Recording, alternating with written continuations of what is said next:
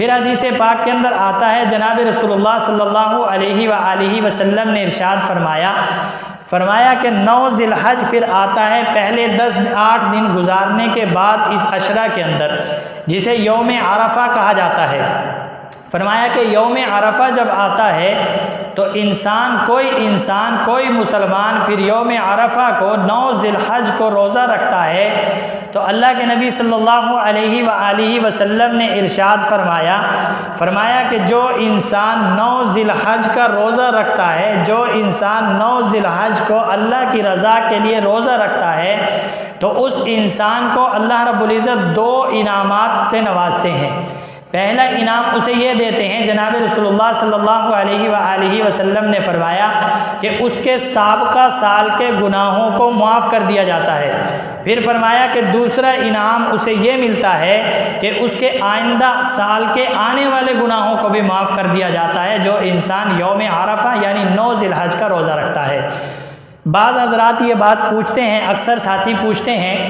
کہ 9 ذی الحج کو یوم عرفہ کہا جاتا ہے۔ یوم عرفہ آپ حضرات جانتے ہیں، جو ساتھی حج کے لیے تشریف لے جاتے ہیں، حج پر جانے کے بعد انہیں 9 تاریخ کو 9 ذی الحج کو وقوف عرفہ کرنا ہوتا ہے، عرفات کے اندر ٹھہرنا ہوتا ہے، اس لیے اسے یوم عرفہ کہا جاتا ہے۔ ساتھی پوچھتے ہیں کہ یوم عرفہ تو اسے اس لیے کہا جاتا ہے کہ یوم عرفہ کے دن حاجی لوگ وہاں پر عرفات کے اندر وقوف کرتے ہیں، اس لیے اسے عرفہ کہا جاتا ہے۔ اور یہ بھی بات آپ کے سامنے ہے کہ برصغیر پاک و ہند تقریباً سعودیہ عربیہ سے یعنی وہاں سے عرفات سے 1 دن پیچھے ہوتا ہے۔ اگر وہاں پر 9 ذی الحج ہوگی تو ہماری 8 ذی الحج ہوگی، وہاں 10 ذی الحج ہوگی تو ہماری 9 ذی الحج ہوگی۔ تو ساتھی یہ پوچھتے ہیں کہ اب یوم عرفہ ان کا ہے 9، ہماری ہے 8، اب کب کا دن جو ہے روزہ رکھنا ضروری ہے؟ تو خوب اچھی طرح یاد رکھیں، فقہائے کرام فرماتے ہیں کہ یوم عرفہ اس کو ایک نام دے دیا گیا ہے 9 ذی الحج کو، اس وجہ سے اس کے اندر وقوف ہوتا ہے، وگرنہ حقیقت کے اندر بات یہ ہے کہ 9 ذی الحج کا روزہ رکھنے کی یہ فضیلت ہے، یوم عرفہ کی فضیلت نہیں ہے۔ یوم عرفہ کی فضیلت اس لیے نہیں ہے چونکہ حدیث پاک کے اندر جناب رسول اللہ صلی اللہ علیہ وآلہ وسلم نے خود حاجی لوگوں کو منع فرمایا ہے کہ 9 ذی الحج یعنی یوم عرفہ کا آپ روزہ نہ رکھو، یہ آپ کے لیے بہتر نہیں ہے۔ اس لیے کہ حاجی انسان کے لیے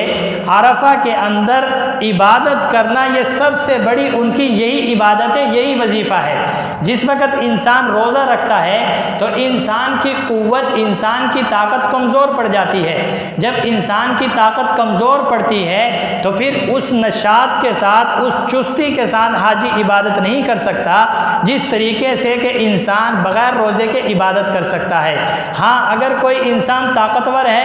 انسان کو روزے سے کوئی فرق نہیں پڑتا، سردیوں کے روزے ہیں تو انسان رکھ لے، حرج بھی نہیں ہے۔ جناب رسول اللہ صلی اللہ علیہ وآلہ وسلم حج کے لیے تشریف لے گئے، عرفہ کے اندر موجود تھے۔ غالباً حضرت ام ہانی رضی اللہ تعالی عنہا نے آپ علیہ الصلوۃ والسلام کی خدمت اقدس کے اندر ایک گلاس یا پیالہ پیش کیا، دودھ کا یا پانی کا۔ آپ علیہ الصلوۃ والسلام نے اپنی اونٹنی کے اوپر بیٹھ کر اسے نوش فرمایا اور امت کو یہ پیغام دینا مقصود تھا کہ حاجی لوگوں کے لیے یوم عرفہ کے دن روزہ رکھنا، یوم عرفہ کو روزہ رکھنا یہ ان کے لیے نہ رکھنا بہتر ہے رکھنے سے۔ ہاں عام انسان ہیں، ان کے لیے یہ بات مستحب ہے کہ وہ اس کا روزہ رکھیں تو اللہ رب العزت انہیں 2 انعامات دیتے ہیں، سابقہ سال کے گناہ معاف کرتے ہیں اور آئندہ سال کے گناہ معاف کرتے ہیں۔